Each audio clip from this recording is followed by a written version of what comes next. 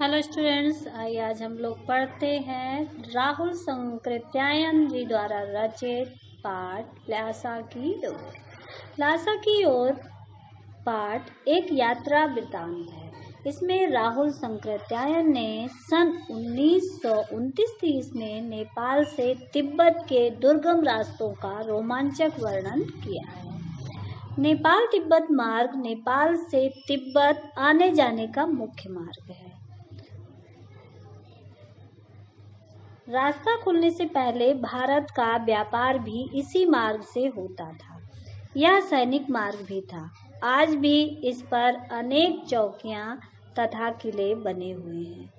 कभी यहाँ चीनी सेना रहती थी।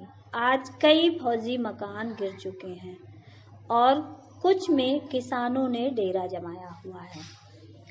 तिब्बत के जीवन में अनेक आराम तथा कठिनाइयां हैं। यहाँ जाति पात और छुआछूत नहीं है। औरतें पर्दा भी नहीं करती।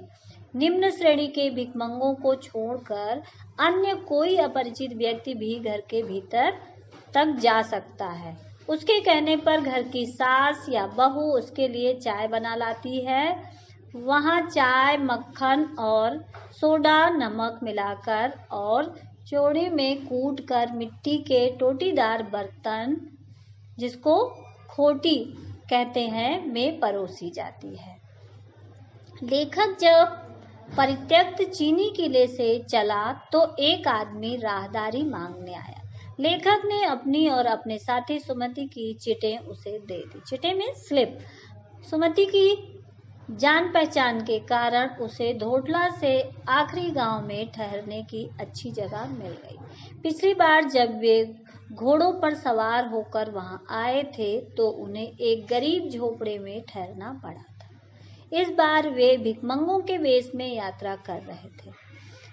डांडा तिब्बत के खतरनाक स्थान है।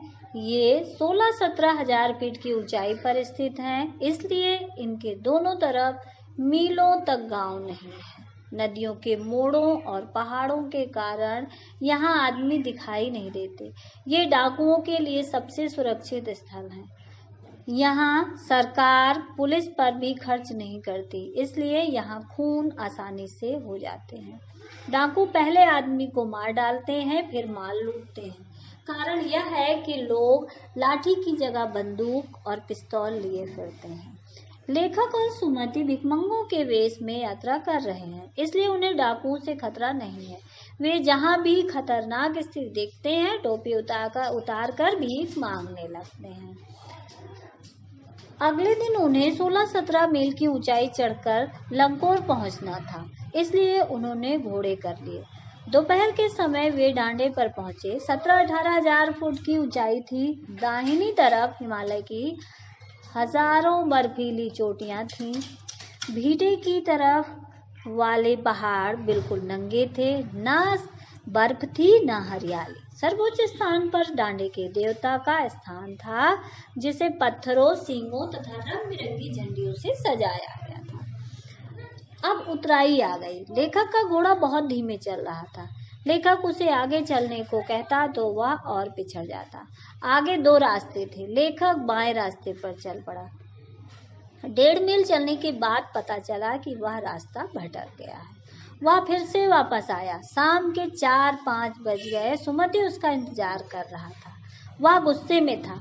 वह मंगोल तो था ही। गुस्से से लाल मुंह करके बोला, मैंने 2 टोकरी कंडे फूंक डाले, 3 बार चाय को गर्म किया। लेखक ने अपनी मजबूरी बताई तो वह शांत हो गया। लंकोर में से वे एक अच्छी जगह ठहरे। उन्हें चाय, सत्तू और गर्मा गर्म थुक्पा खाने को मिला। अब वे तिडरी के विशाल मैदान में थे।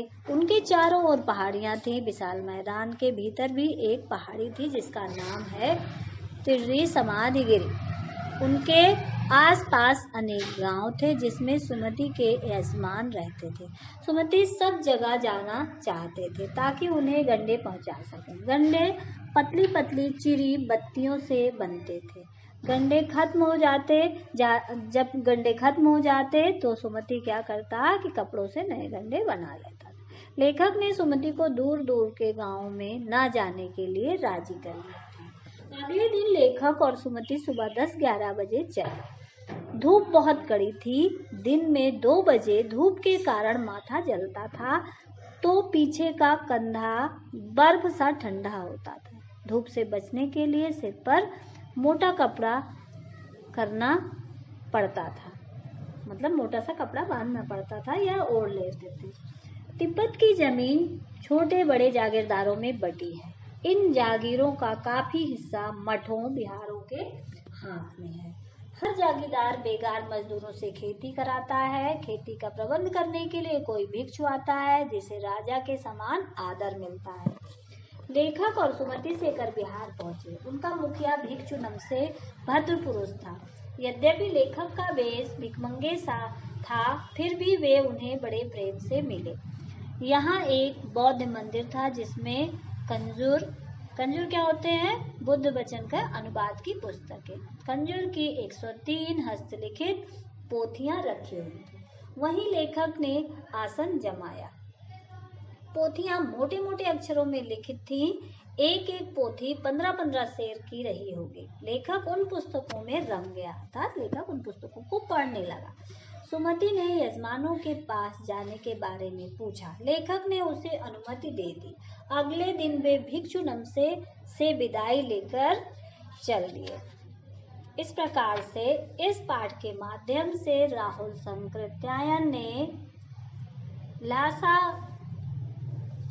की ओर पाठ के माध्यम से नेपाल और तिब्बत की स्थिति का वर्णन किया है कि तिब्बत में किस प्रकार की सामाजिक स्थिति है, किस प्रकार का वहाँ समाज है, छुआछूत नहीं है, जाति पाति की कोई समस्या नहीं है और किस प्रकार के वहाँ खतरे हैं, इसका वर्णन यहाँ पर किया है।